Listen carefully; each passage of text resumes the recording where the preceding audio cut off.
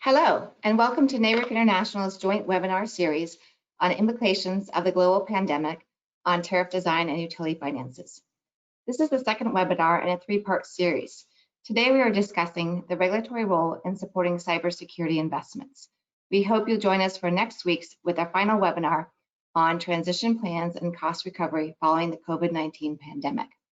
I'm Erin Hamill, Director of International Programs here at NARUC. We have great participation for this webinar. Let's take a quick poll to see where our registrants are from.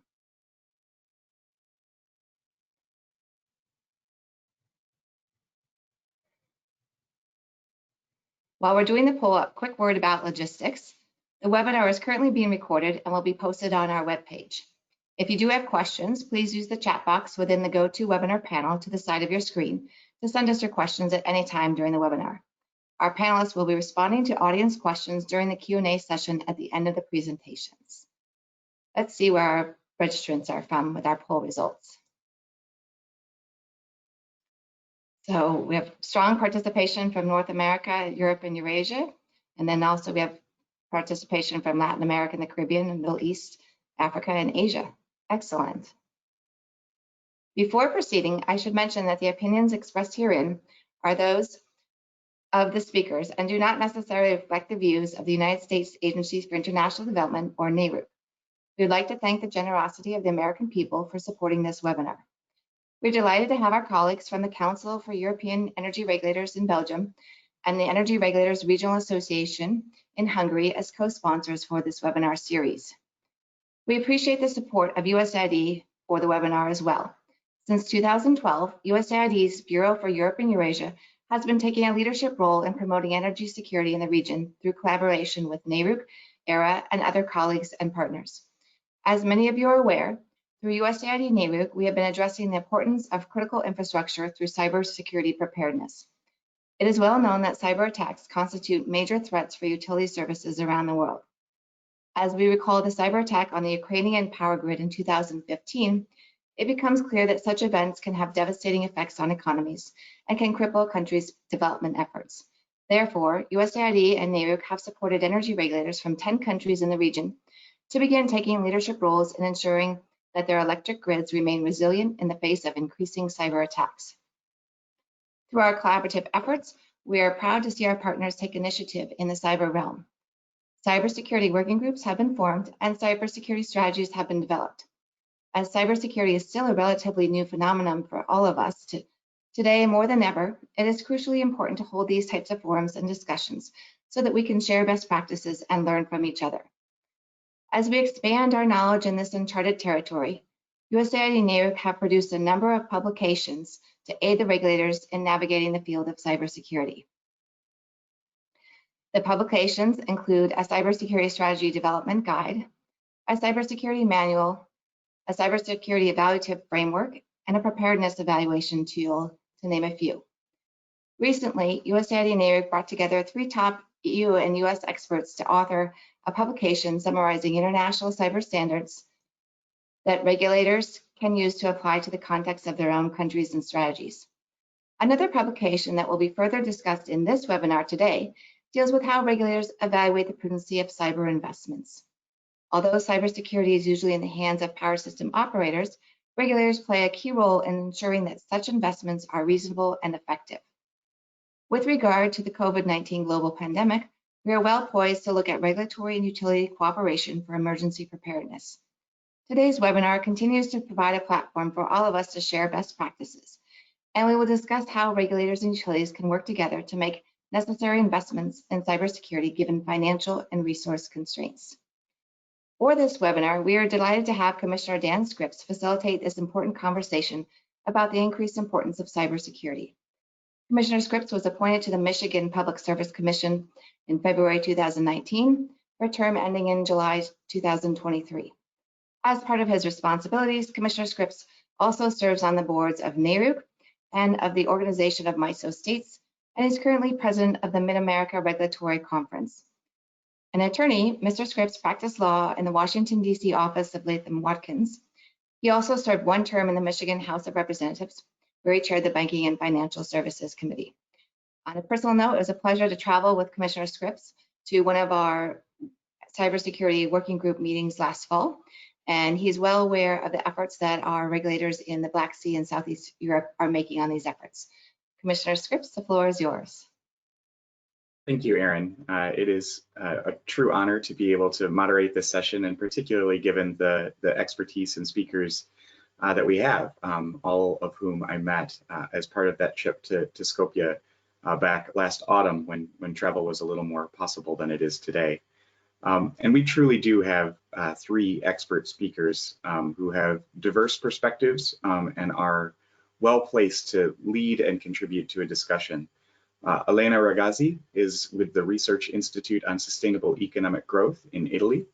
Stefano Bracco is with the Agency for the Cooperation of Energy Regulators and Council of European Energy Regulators and joins us from Slovenia.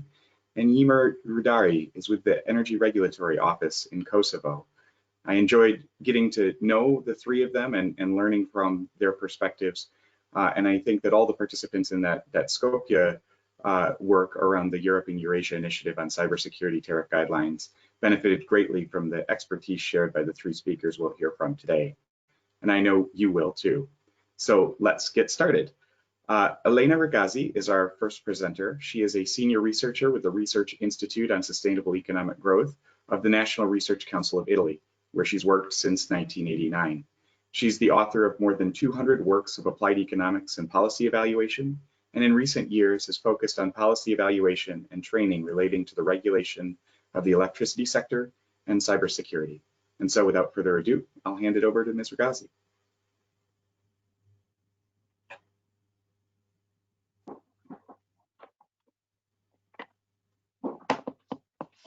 So, first of all, I wanted to thank the organizers of this interesting webinar series for giving me the chance of giving you a taste of the guidelines for energy regulators on the evaluation of the prudency of cybersecurity investment. What distinguishes this document from the other sources on cybersecurity? It is its regulatory perspective. So when you will read, if you will read this document, you will understand it is not a book where cybersecurity experts get updates on their work, but it is a document speaking on how regulators should address cybersecurity. Also, cybersecurity experts should, I think, read this document because it introduces the regulatory perspective. And I mean, if cybersecurity experts and the company staff read this document, then the document will be, the dialogue will become easier. Next slide, please. Inside the guidelines, there are many things, four main themes, which are listed in this page: the definition of a cybersecurity strategy, identification and benchmarking of cybersecurity costs, performance assessment, and regulatory approach to cybersecurity. And all this through the presentation of instruments, approaches, concepts, perspectives. So it is a long work to present everything. And seeing that the regulatory perspective obliged us to deal with all these aspects, merging different visions. And so the technical perspective has been complemented with a vision of public economics and policy evaluation. I think that at the end of the travel, the true added value is represented by the regulatory approaches to cybersecurity. And this is why because since I had just a few minutes for this presentation, I decided to focus on this last point, and then you will go back and see all the different details. And I would like to specify that by regulatory approach, I mean the process on how decisions are made, starting from theories, but also starting from your ideas on how to improve the cybersecurity stance of your country, and then arriving to implementation. And so they are represented by ordered sequences of decisions that have to be taken in accordance to a regulatory framework. Please, next page. So while recalling here and in the guidelines the importance of the regulatory framework, because the way the various instruments discussed in the guidelines have to be used and by whom, it is different in the two contexts. Here in this page, you see one of the table included in the guidelines, and I will focus on two lines in which it becomes clear that the way you do things is different. For example, in cost identification, well, it is up to the regulator to identify the good countermeasures that the companies have to implement, and then the corresponding cost in the investment plans. On the other hand, in the performance-based regulation, the regulator does not assess the investment, and the practical cybersecurity strategy is decided by the company.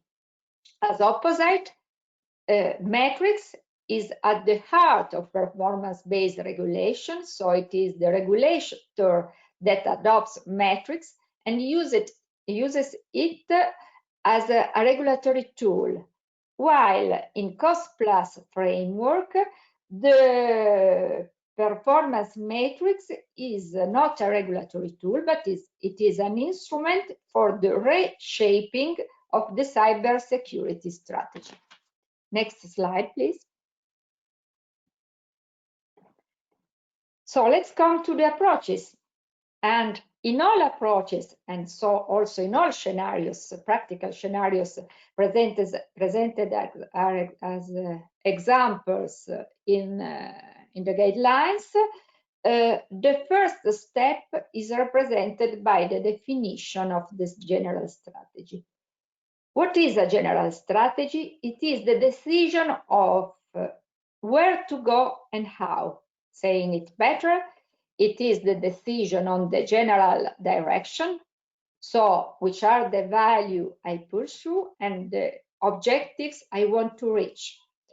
And for example, not speaking about cybersecurity, I want that my power system becomes green, and so I want to increase the share of renewables, so value and objective.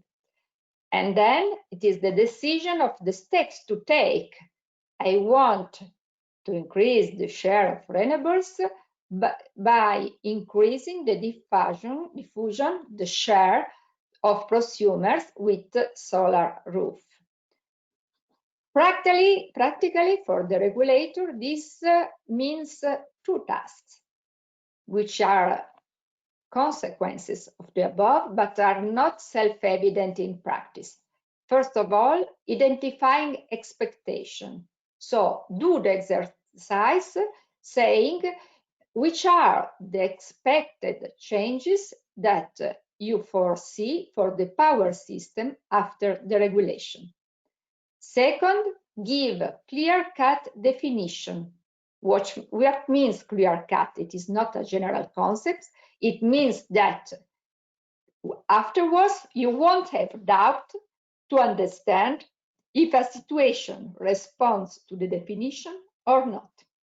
It seems easy, but in my experience as evaluator, it is very rare that a policy states an objective which corresponds to this definition. Next slide. So here we are in the first approach concerning cost-plus framework, and you will see that apart from step one, the activities, the various steps are different, but the logic of the two approaches is the same. So step one is the general strategy. Step two is the way this general strategy is translated into a regulatory strategy. Step three will be the economic aspect of the regulation. Step 4 will concern the accountability procedures, and step 5, verification procedures. Step 6, evaluation and redesign. In cost-plus framework, the second step is the definition of the practical cybersecurity strategy, so the list of countermeasures. While step 3 is the economic aspect of the decision. So who is going to pay for the cybersecurity cost? The company, the taxpayer, the user of the electricity. As for next page, yes, step 4 and 5, they are typical regulatory tasks, but I would like to underline above all step 4, that is accountability procedures, because for their nature, cybersecurity costs tend to be included in other cost items because technology are embedded in other investments, because there are many costs related to staff, etc. If you are going to recover the cost of cybersecurity, because cybersecurity is one of your aims, then your regulation shall foresee the way these costs have to be certified. Otherwise, afterwards, it will be very difficult to identify cybersecurity costs. Finally, I want to underline also step 6, that is the evaluation side. And in case of cost-plus regulation, this feedback should be used to continually update step 2, that is the practical cybersecurity strategy. Because the problem with the compliance philosophy is that it is not reactive to environment. And so if it is not updated, it may give a false sense of security. Next step, next page. Here we are looking at a performance-based regulation, where the practical application of the cybersecurity strategy is done through the identification of objectives that are coherent with my strategy and should be clear-cut, measurable, and reasonable, and then translated into indicators. The economic part of the task means that you should define targets to be reached for these indicators and incentives, either fines or rewards, linked to each target. Next page, please. So the following task, the accountability task. In this case, your check should concern, in this case, not the way the company has performed the cybersecurity strategy, but the way the company has certified the target reached. So you should define the procedures to calculate the indicators and then verify, performing controls and inspections if these procedures have been followed. And finally, the evaluation side. In this case, which is important to keep an eye on, is the level of targets and the sensitiveness of indicators. Because the problem with the performance-based indicator is that you have to constantly fine-tune the level of your indication following the evolution of the context. Next.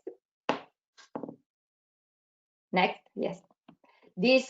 All this seems very theoretical, but we did in the guidelines an exercise of giving practical examples of application of these principles to cybersecurity regulation. Next.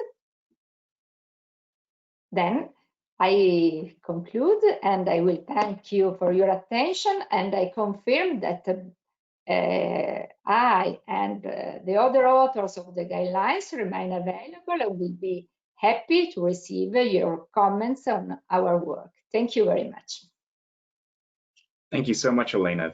That was highly informative, and encourage all of the participants in this webinar to actually look at the guidelines. There is a tremendous amount of information there. Before we move on to Stefano Bracco, let's do another poll. And so if we could highlight that. So the question is, are you aware of an increase in cyber attacks on utility infrastructure since COVID-19 restrictions started? And we'll give it sort of 30 seconds or so for people to be able to respond.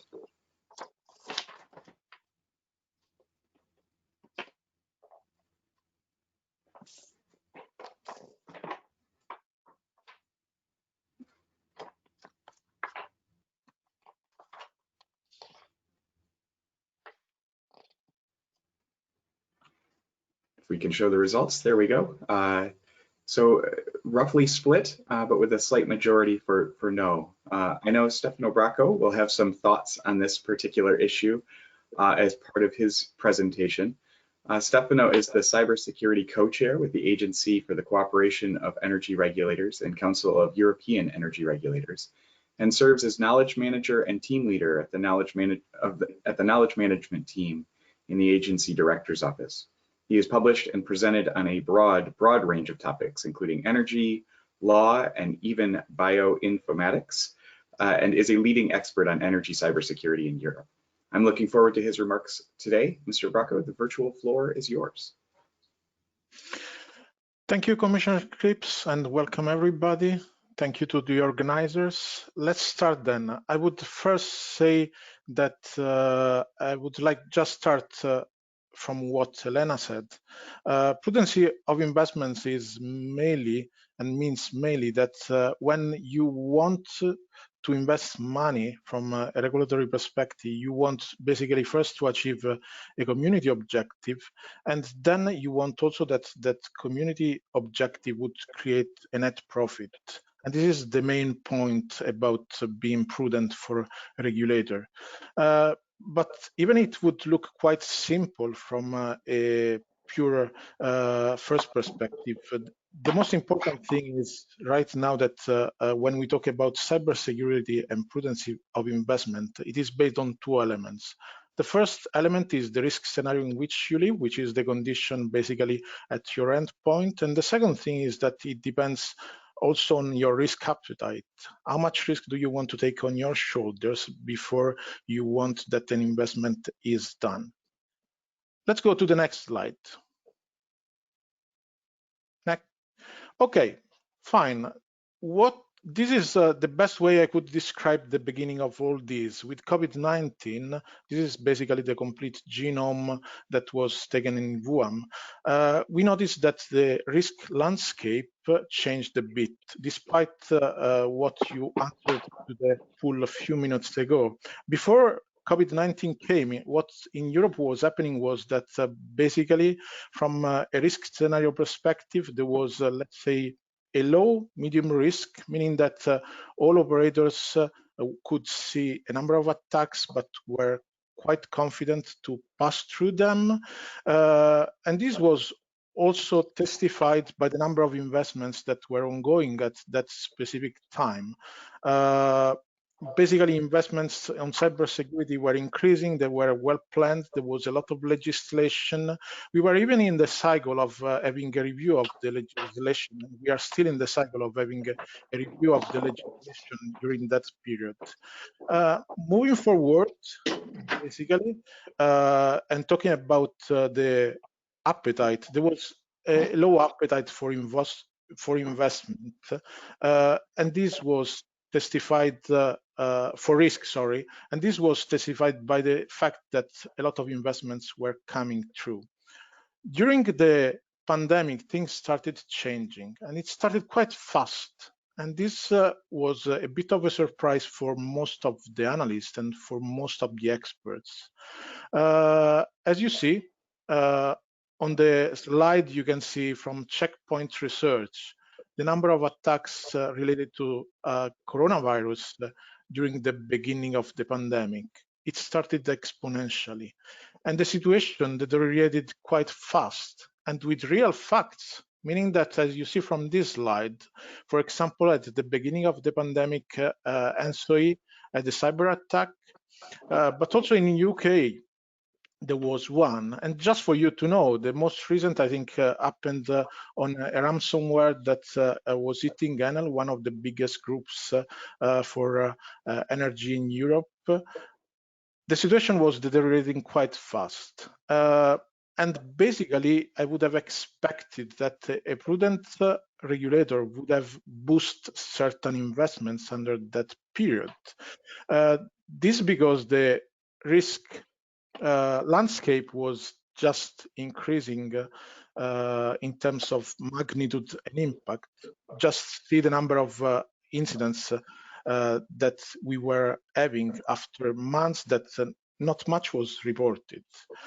And also because at the same time, the risk appetite should have increased. So I would have expected that most of the regulators would have pushed for more investments. Instead, due to the deterioration of the financial crisis, next slide. When we understood how coronavirus was working, we learned basically that we could not really cope with those attacks. And what we learned also was that we had to be prudent in a different way.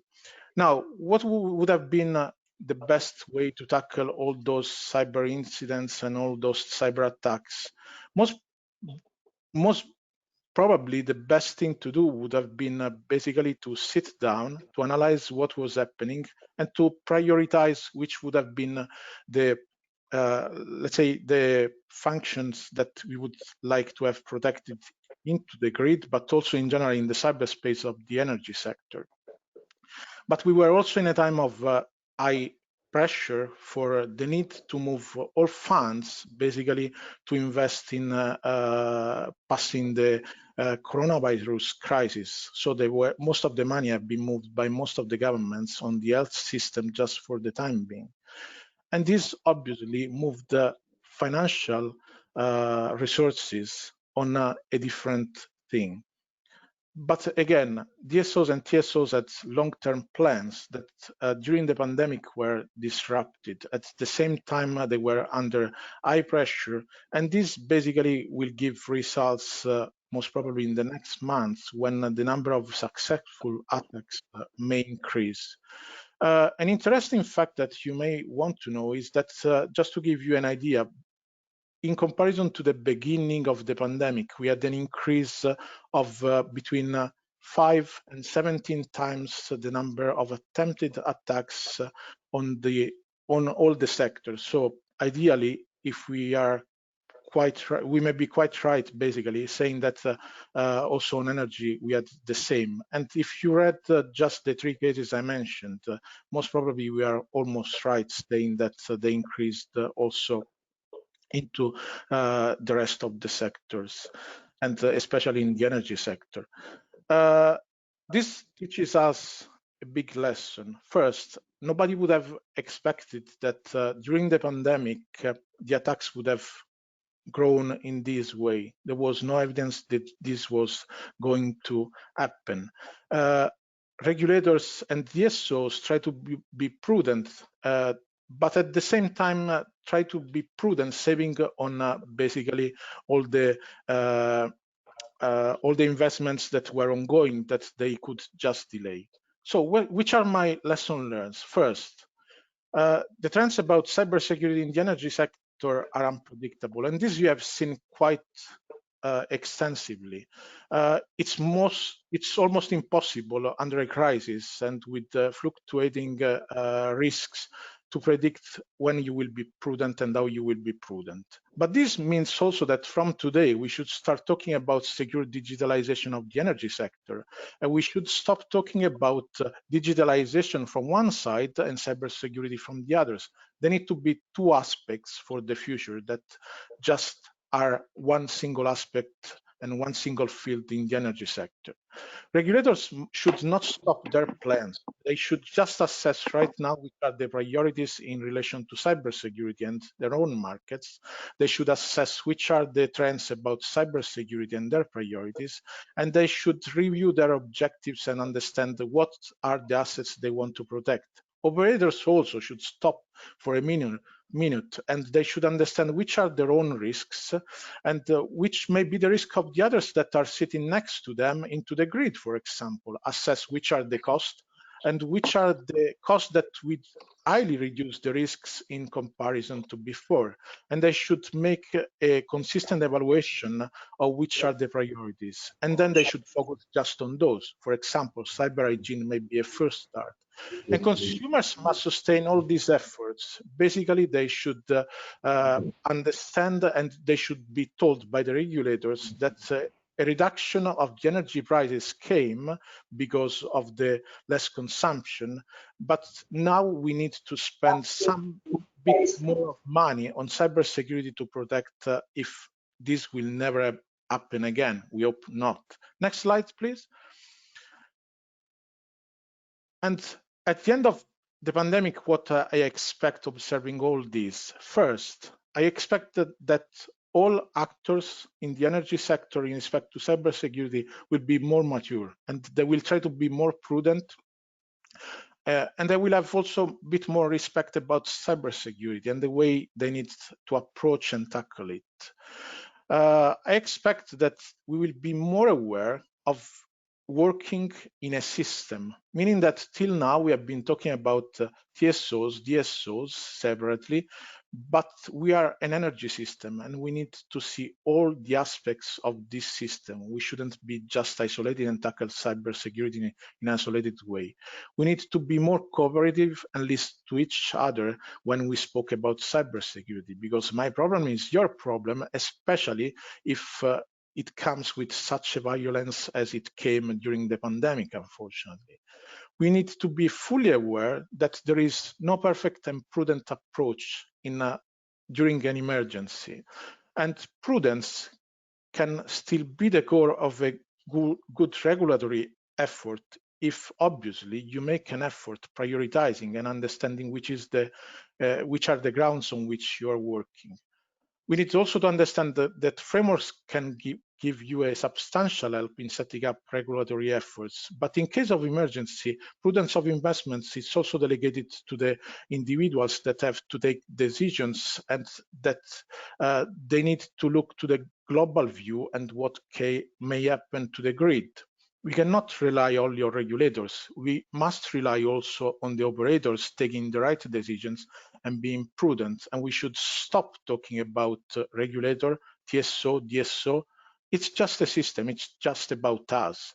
We need to be also aware, and most probably we expect that the people will understand that the grid is essential and not only critical. And it's, yes, an infrastructure.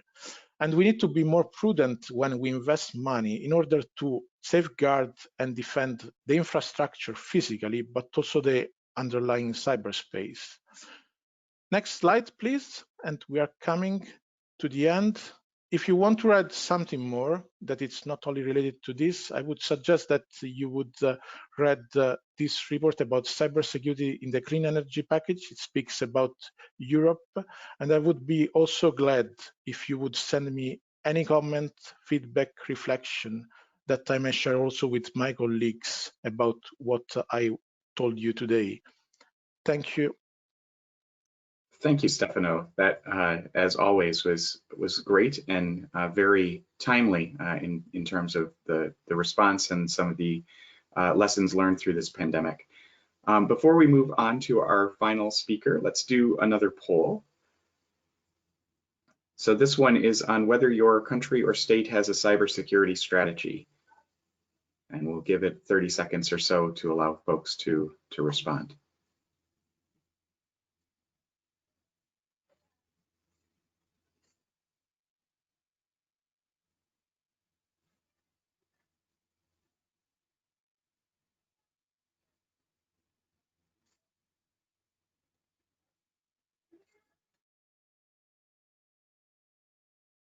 And the polling results shows a pretty good diversity of responses. So it looks like a number of different approaches from no strategy at all to national strategy and energy regulator strategy separately. Well, let's get to our final speaker who can give us some detail about how some of the concepts that Alena and Stefano have talked about in a specific context within Kosovo. Yimer Radari joins us from the Kosovo Energy Regulatory Office, where he is a pricing and tariff analyst. Yimer has been involved in establishing Kosovo's energy regulatory framework and is part of the working group responsible for the strategy for energy of Republic of Kosovo 2017 to 2026. Recently, Yimer has been part of the Energy Regulatory Office's work in drafting the cybersecurity document for Kosovo's electricity sector and for the evaluation of capital investments related to cybersecurity. So great background for our final speaker here today. And with that, I will turn it over to Mr. Radari to talk about how these concepts are applied in practice. Thanks, Mr. Commissioner Dan, for the introduction. First of all, I want to say that I'm glad to be in a panel with experts such as Mr. Stefano and Mrs. Alena. Today, with me as co-panelist is Mr. Mehdi Godeni, who is an IT expert, and he will be available to respond in the question related to the IT issues. In this presentation, we will share with you ERRA experience regarding assessment and evaluation of the capital investment. It's worth mentioning that we didn't invent anything new. What we did, we were trying to convert into reality lesson learned from the training, from the workshops, from theory, and also we have taken into consideration our rules and regulations. Next slide, please. The basis for the starting evaluation of the capital investments, to which category belongs also the cybersecurity investments, starts from our internal rule called Rule of Capital Project Assessment in Transmission and Distribution Network. The rule consists from two parts. First part has to do with technical criteria, and second one has to do with economical one. So for each of project that the licensee may require to regulator to approve those or to acknowledge, they must fulfill technical and economical criteria. For economical aspect, I can say that any project should have at least two alternatives. So the best alternative which gets highest score in terms of economical aspect, let's say higher CBA, MPV, IRR, will be approved or will be accepted.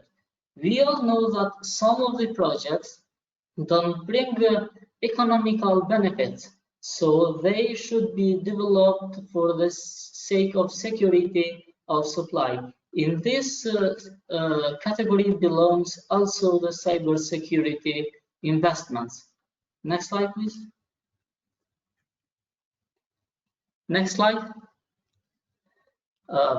During our last periodical tariff review 2018-2012, our transmission system operator has required some projects to be accepted or to be approved which are related to the cybersecurity. And those projects, just quickly to mention, are projects related to SCADA, EMS, server room rearrangement, HDD hardware updates or new supply hardware, migration of the system, let's say from 2018 to 2019. Next slide, please. Next, in order to have a better impression regarding the CAPEX evaluation of the project mentioned before, we required from the utilities or from the transmission system operator to provide to us a justification.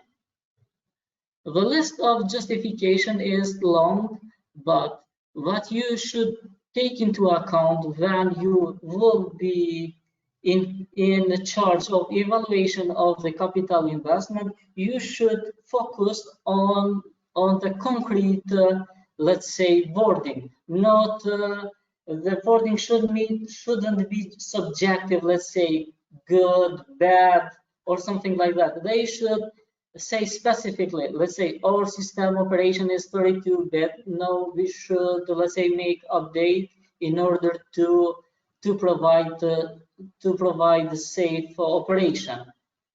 Or system or SCADA system, let's say, transmission system operator may say that it is, let's say, it's not compatible with NSOE requirements. So for those things, we need to update in order to be compatible with NSOE and other requirements. So please take into account that the wording should be, let's say, specific. And as a tariff guy, as a regulator expert, you cannot only let's say, evaluate or assess the justification or the reasonability behind this. So you need to involve also your IT expert in order to have better justification or better evaluation for the projects. Next slide, please.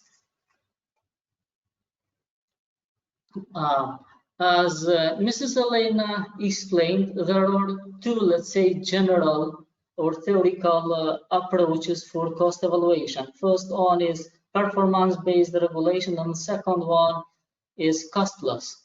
Here we will share with you ERRA experience regarding the evaluation of the capital investment. So what we were enabled to do and what we weren't enabled to do. Let's say for the performance-based regulation, we were not enabled to set any metric because they should be measurable. But what we were enabled to do is to set general objective with together with utility. And we weren't enabled to assess cost. So the utility did the assessment of the needed cost for the project. In the second one, cost plus. Are we enabled to evaluate unit cost? Of course, no. Were we enabled to make benchmarking and check out how others have evaluated the cost? No, since there were, let's say, lack or missing of the studies regarding cybersecurity investment.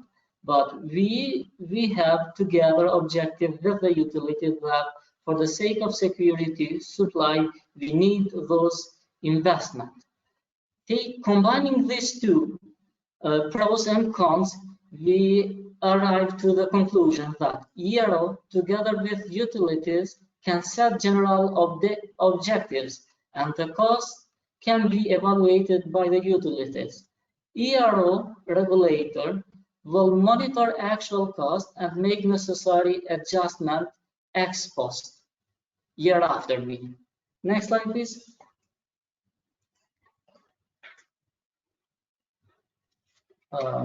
Next steps. Of course, in order to know if we charge customer more than they deserve, we should make a comparison of the actual cost and the approved one.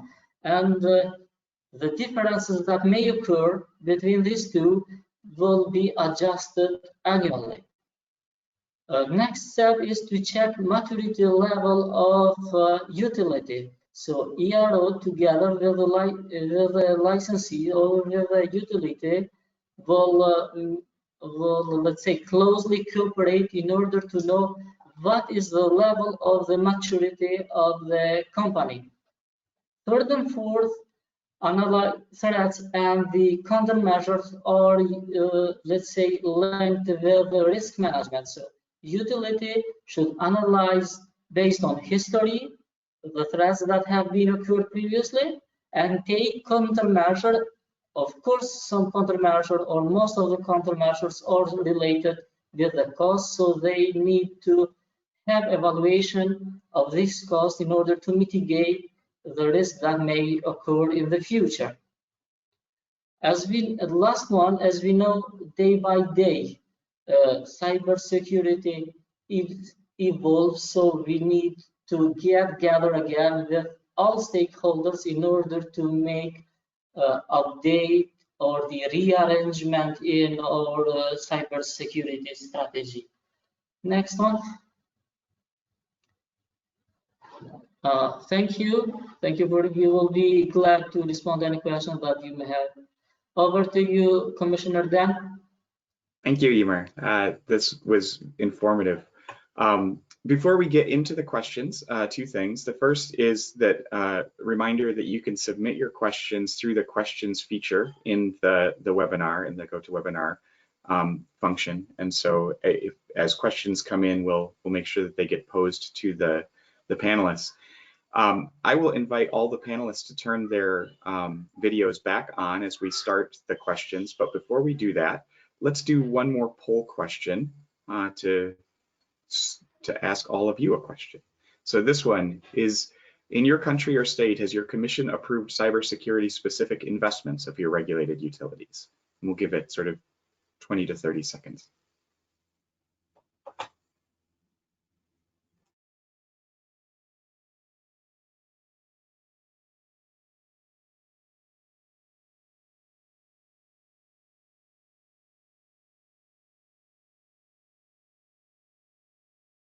And if we can show the results, again, a pretty even split, but a slight majority for yes. So very good. Well, let's get into some of the questions with our esteemed panelists. And Stefano, I'm going to start with you. You highlighted some of the I think, disturbing trends in terms of the growth of cybersecurity attacks during the COVID pandemic. And then some of the lessons. But I guess as a starting point, what additional measures, to your knowledge, have the utilities in Europe taken during the COVID-19 event to protect both informational technology and operational technology critical assets from malign actors? Well, let's say that utilities have been trying to do what they could during the pandemic. We have to consider that the scenario outside was quite complex, meaning that also if you wanted to change something, there was a scarcity of stocks about IT and OT products because they travel around the world due basically to the supply channels. At the same time, I think that they were prudent enough to simply decide not to change anything. You don't change something that is working exactly when you are in crisis mode. So they changed very little. To my knowledge, the only things I heard that were a bit of a surprise to me, but they were done basically to safeguard stuff, and this was a very positive thing, is that some of them deployed on physical assets, for example, cameras to control from remote physical assets. And this was a surprise from a side, but it helped during the pandemic just to, let's say, safeguard their own stuff. So it was a great choice, in my opinion. About all the rest, as said, most of them have been blocked by the supply chain that was blocked due to the stop of the flights. So there were not so many changes. That has said, most probably it was a wise maneuver by all the TSOs and DSOs during this pandemic. Alena, a question for you. And I have a follow-up to this one for Emer, but what advice or best practices do you have for energy regulators when cooperating with utilities on cyber issues?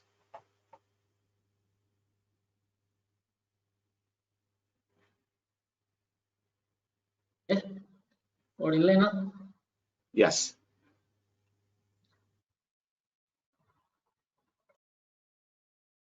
Okay. Well, I have many things in my mind, but I will underline two things. And the first thing is the problem of the resistance to disclose information. I think that having access to information on good and bad practices, and I underline the importance also of bad practice, is one of the best ways to produce good regulation, but it is normal that operators are not keen to be transparent and to share information with the entity in charge of according penalties and rewards. So some hints for this: use independent third parties such as expert evaluators or research entities, and they are not disclosing the individual information but just general assessment. And secondly, when you are doing a cooperative work, be clear on the use you are going to do with the shared information. For example, if you are testing a metrics approach, clearly state before the use that you will do with these metrics, and that this is not against the interest of the company. Second hint, second problem, I think that the utility agree on the necessity of protection, but they will resist to adapt to new requirements or to follow your direction in how to protect the system. And this is true in many situations. It is particularly true in this situation because Stefano underlines that in this moment of economic crisis, there are so many priorities to invest in that maybe cybersecurity comes back in the ranking. But this will also be true when a lot of its investment has already been done by the company itself before regulation was established. For example, if one company implemented one standard and now you are asking to comply to a different list of countermeasures, this may be a very costly operation. I think that this phase is not the time to insist on compliance, but it is the time to give a value to the efforts that have already been done. Excellent. I want to come back to that, but first to humor. I guess I'm interested in the timing that all of this took. How long did it take the Commission in Kosovo to develop a cyber strategy? And who did you share this with from the utilities sector? The transmission system owners, the system operators, distribution utilities, who was it all involved in that conversation? Yes, thanks for the question, Commissioner Scripps. It takes sometimes, it takes around, let's say, 3-4 months of discussion, preparing first draft from ERRA, then sharing all stakeholders. Main stakeholders that were included in the cooperation were utilities, basically transmission, distribution, generation, as well cost cert, because it is, let's say, independent entity that deals with cybersecurity issues. We have also those gathered in-home in order to know their experience and their knowledge about dealing with cyber security strategy. How we, let's say, have moved forward with licenses in terms of assessing or evaluating the cybersecurity cost. We know all we wish to have, let's say, system that operates in safe and secure conditions. So in order to, let's say, be protected or kind of taking first measures, because we can't be 100% protected from the cybersecurity attacks, we need, or we have, let's say, encouraged licensees in this case, or the first example was the transmission system operator, let's say, to encourage them what are the necessary needed investment in their system in, let's say, in sense of cybersecurity investment. They have, let's say, made their evaluation regarding the capital investment. We, let's say, sit together with them, not only the tariff guys or the guys that deals with tariffs, but also we need also to include ITs in order to have, let's say, better or easier evaluation. So it was good experience. I mean, for the first time we did that, and now we are in a step forward. During this pandemic time, it's worth mentioning that since we have, let's say, to take care on the security of supply, we have also been interested in for the cybersecurity issues, and they were, let's say, reporting quite often, or in, let's say, I can say in daily or weekly basis, we were in communication with them to check out what is security of supply, including also cybersecurity issues. Thanks for that. I guess I'm interested in having heard the specific Kosovo context. If Stefano or Alena want to share any sort of lessons learned from the Italian context and where Italy is on this. And Stefano, maybe you can go first on this one. Okay. In the Italian context, this was quite interesting because basically before the pandemic, we had restructuring of the governance of cybersecurity for critical infrastructures. It came basically 2-3 months before. And what happened during the pandemic was simply that the stakeholders tried to cooperate as much as possible. What was quite interesting is that just to say that during this period, we had basically the energy sector that was under big stress. You have seen that Enel had one of the incidents, but I can tell you that the Italian system worked quite well because it was just restructured and because there was let's say, big trust among actors. The change in the governance in Italy basically boosted a huge discussion, but at the same time it created confidence that the system was going to work much better, and it is the case right now. And going back to what Alena said before, one other effect during the pandemic of the Italian cybersecurity system was that the information started flying faster. So the fact that now you have the information about Enel, or you could read about ENSOI or whatever else, it means that the information is going the right direction and people are no more scared about what is happening out there when you talk about cybersecurity. That is something that I have observed just recently.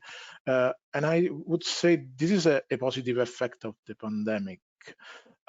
This is what I have observed from the Italian side. Even though I'm not physically in Italy, I try to follow it.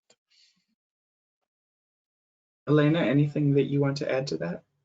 Yes, of course, I'm not such updated as Stefano is, but I think that the Italian experience, or the oldest Italian experience, has some lesson to tell us. On the network side, awareness has always been high, even though in Italy we have a performance-based regulation based on quality of service. So you have no specific reward for cybersecurity investment. You just have to ensure quality of service. Anyway, cybersecurity has always been felt as a requirement to ensure quality of service. So no discussion on its necessity. Second, good news is that comes from the competitive part of the power system, that is the generation part.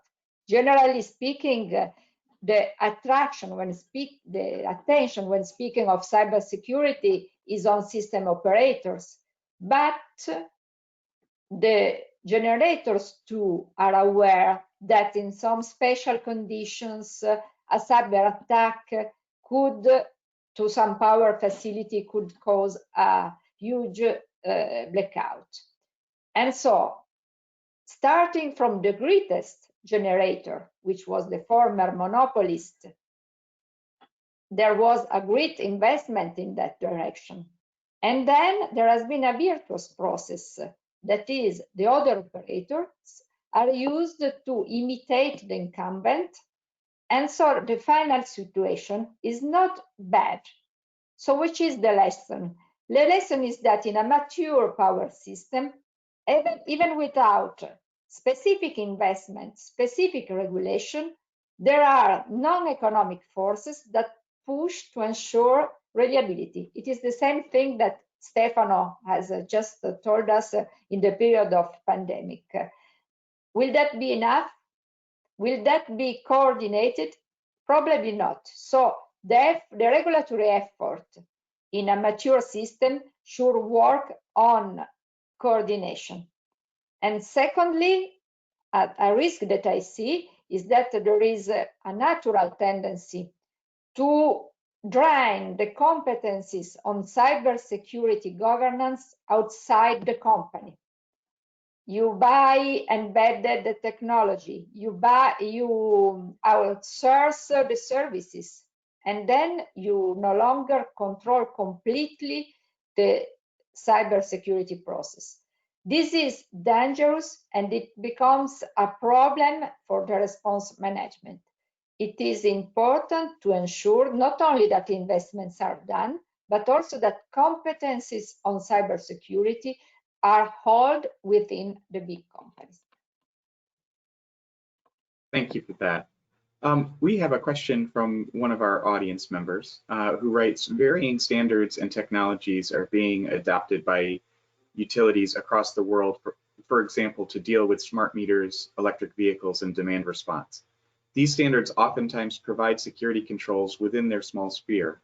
What is the viewpoint of the panelists on ensuring the consistency of the security controls across these micro standards in order to have a more secure grid? And Stefano, maybe we'll start with you, but I'd like to hear from all of you on this one. Great question, I would say. My answer is very easy. There is no standard that fits with any purpose. And this is why I envy a lot the United States about this, and because the work of NIST that is doing an excellent job having a framework and not a single standard, because you need to cover several aspects. And as I said, I envy this idea of having a huge framework for cybersecurity, that most probably it would be something that we should all work together at worldwide level to make something that is beneficial if we want to have what is called the global grid in the 20, 40 years from now. This would be mainly my answer, that you need to look to a framework, and all those standards, they just cover single aspects, but also that you need to be extremely careful with the mix of standards that you put together. The beauty of NIST, and I'm mentioning them just because it's the most famous and the one we reference always, is that basically it gives you the freedom of having whatever control and tackle whatever angle you want, but you need to have an holistic view when you do this, and you need to understand also your business. That is something that people don't keep in mind most of the times. They think that everything can be applied by the book, but you need to understand that and you need to adapt everything. Alena, do you want to add to that? Yes, just a comment. As not cybersecurity expert, certainly all this new evolution of the power system, that is smart meters, smart grids, power cars, electric cars, sorry, open new doors for attackers. My opinion is that when the threats become so dispersed, the idea to be protected from every side, from any attacks, becomes unrealistic, the more and more difficult to reach.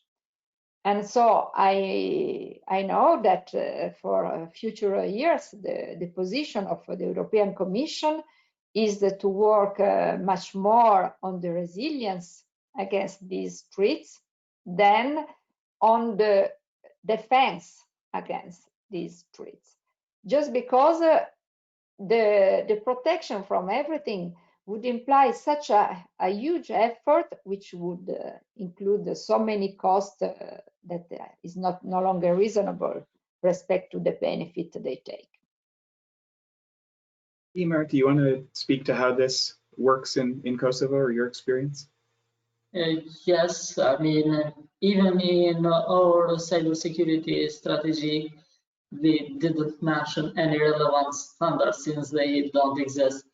But what we have taken care on is, let's say, we have putting, let's say, a generic wording that the, let's say, equipment, in this case, meters, should, let's say, provide the opportunity to operate under normal conditions, let's say, in order not to be easily, let's say, to be tackled for hackers and others, but no, let's say, I00 EC or any specific standard, we can't pick up such a thing, but general wording, general, let's say, condition that the meters or any other equipment must meet. We are, let's say, updating strategies as cybersecurity, let's say, develops. So in case there will be in place any new standard or something like that, we will include, let's say, we will put also those in our legislation. So one thing I've heard from each of you on this, and Stefano saying that it was more about a framework, and Emer, your comment that it wasn't about a specific standard. Alena, in your opening remarks, you talked about the danger of some of these things being outdated. And I will say from Michigan's perspective, that's very much the approach that we've taken, that it's more about the process and the conversations taking place between the regulators and the utilities than it is about adherence to a specific standard that, especially in the cybersecurity space, will almost certainly be out of date before it's actually officially adopted. I'm wondering, and Alena, maybe I'll start with you, given that this probably requires more conversations and more dialogue with utilities in terms of trying to get this right, what advice do you have around how to structure those conversations? What are the ways to look for a process that, you know, isn't necessarily standard based but is framework based, and how do you structure the engagement between regulators and utilities around these issues?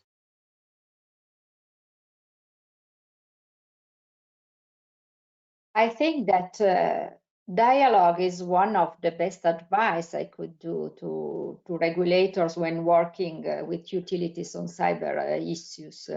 It is always a win-win perspective, because if the company has high maturity level, then it is likely that their cybersecurity expert know better how to shape the strategy than the regulators thought. On the other hand, as it happens in many transition economies, if the company has a low maturity level, this dialogue will, first of all, help understanding their difficulties, and then also enforce their engagement. So this will result in an increase in their maturity. The result in both situations is a better regulation. And I would comment one more thing on this. I have the feeling that sometimes regulators are afraid of deciding things based on dialogue. While we reported in the guidelines in one of the appendices the Ofgem case studies, not because their regulation is better than others, and not because they choose the better countermeasures, but because their example shows that the definition of the regulation may be based on a participative attitude without taking off the power, the authority of the regulator. It is possible to keep the final decision, while taking into consideration all the knowledge, all the experience, all of the requirements of the companies. I will. Stefano or Ymer, do you want to add anything to that? Well, if I should just structure the dialogue with operators, and I do it because it's part of my job, what I usually do is I ask them which is their role into the system, how they act. The second thing, I ask them what they are doing right now to understand where they can position themselves in terms of cybersecurity. What are they open to do after? And also what the regulator can do for them, because most of the times, as Alena said, regulators go there and are scared to be confrontational, but this must be a trust exercise. I need to trust others, showing my understanding of what is their business, trying to reframe them when they go talking about cybersecurity in something that it's not their core business, and it's not the core business of the regulators as well. And this is the discussion we try to have also with operators here in Europe, trying to really focus on the which are the things that we need to keep running, being objective and trying to invest then on things that we think are essential for their business to safeguard, and also for our own communities, because at the end we just defend and protect the consumers and the quality of what we deliver. And Ymer, do you want to?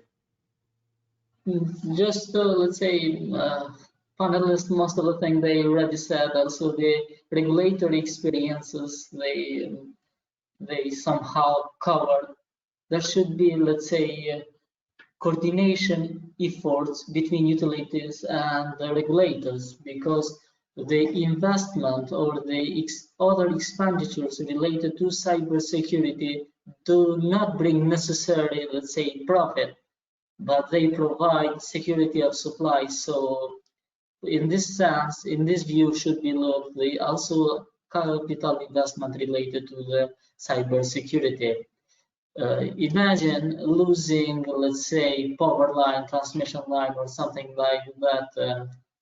The losses can be much more than getting a small profit or something like that. So security of supply is first stance compared to the economical benefits that may occur. I think before we go to our next question for the panelists, let's do our final question for the audience. I think we've got one more poll question, if we can put that up. Give our panelists a chance to catch their breath. So in this one, in your country or state, which government agency has authority over cybersecurity of the critical energy infrastructure? Is it the Energy Regulators, government ministries, or other? We'll give a half a minute or so for folks to respond.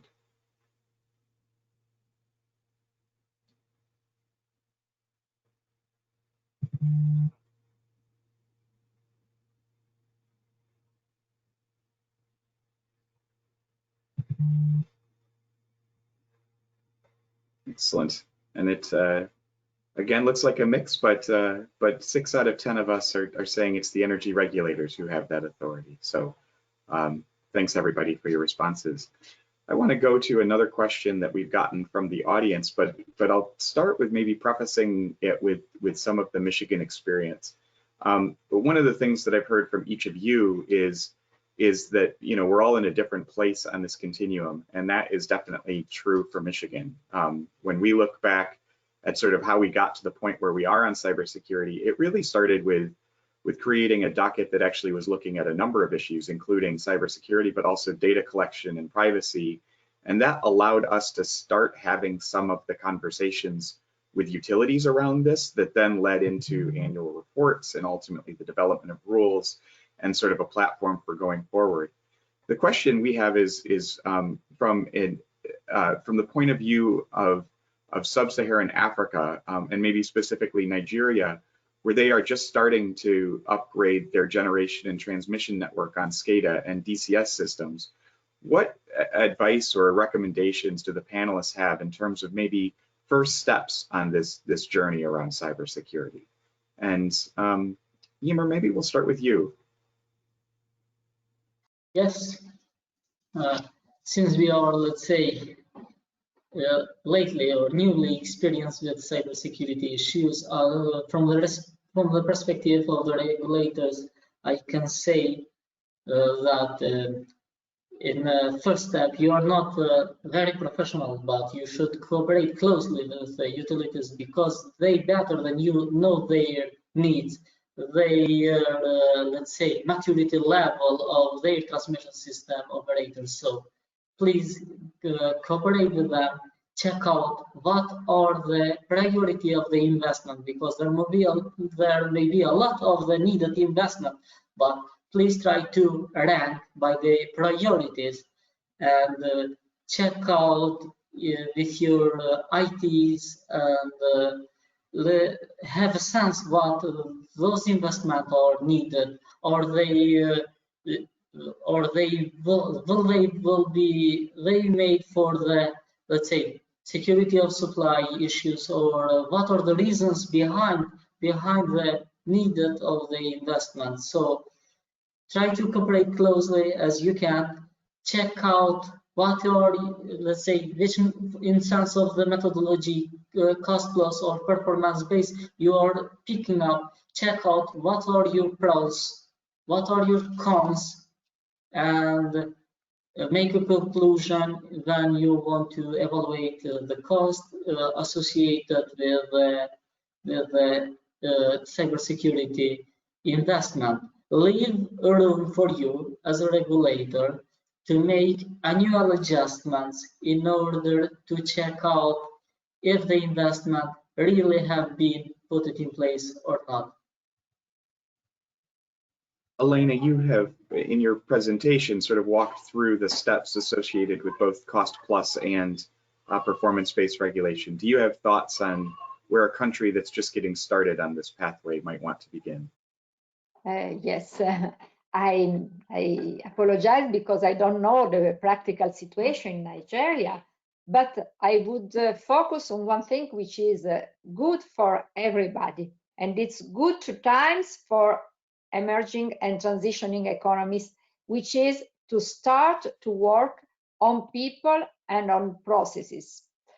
Because we have been speaking all this panel about investments, but investments are useless if you don't have skilled people and processes to use these investments.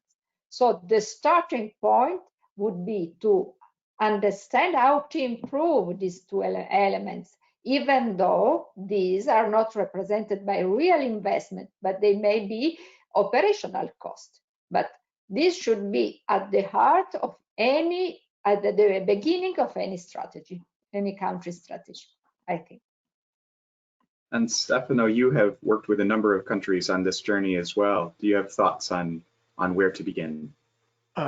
I think that I would start from the processes. I would start understanding how you can secure the grid in the way it works from the beginning, and this is technically possible, meaning that I would sit and try to understand with all the operators how they interact and how I can design something that would work out and would secure.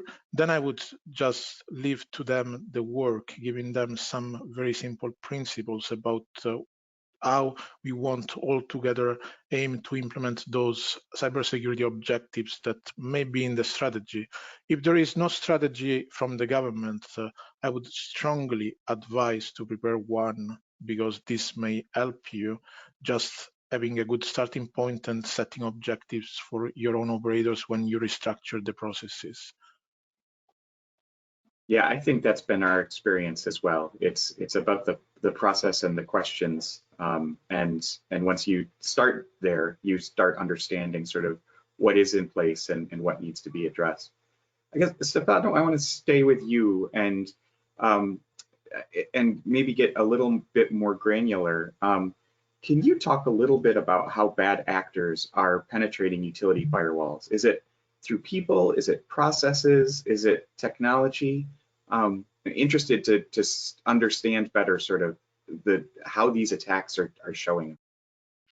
Well, I add an information to what I said before. The incidents and all the attacks increased, but the interesting part is that the way they penetrate changed a lot. At the beginning, they were just targeting certain assets because they knew them better. Now the biggest entry point are people.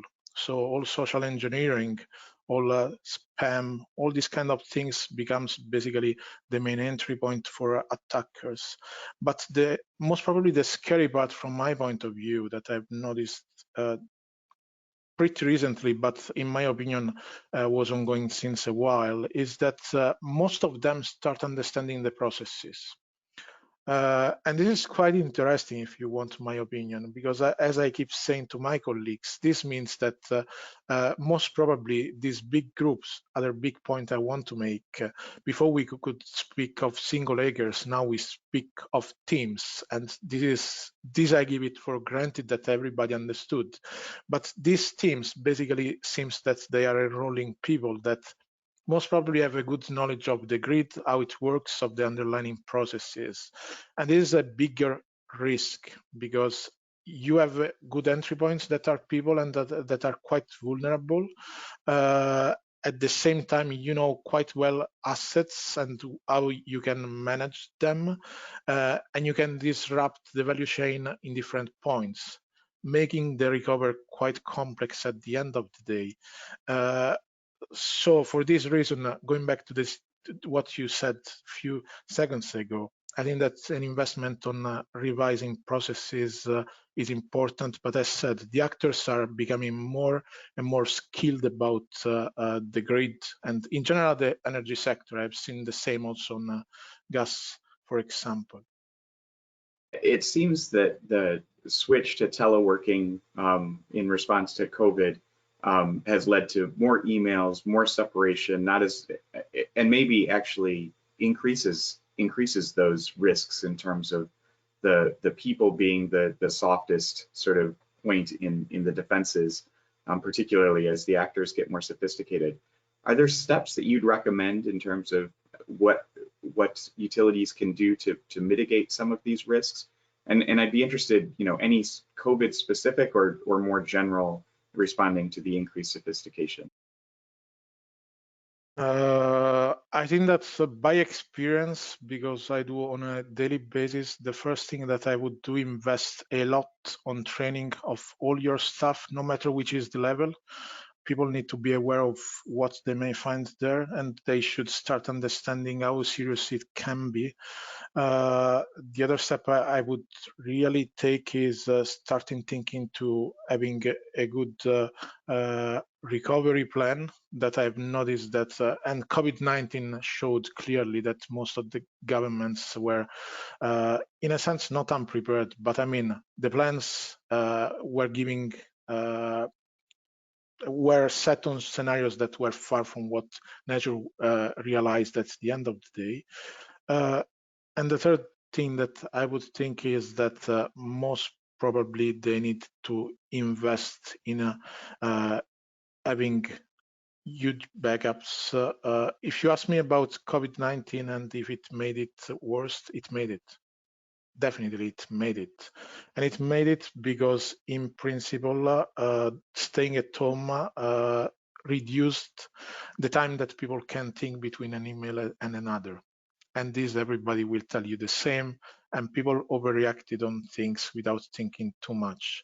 It's also the cause of the isolation. And on this, I think that we would expect to have much more damages now that it will be over, because people are quite stressed out.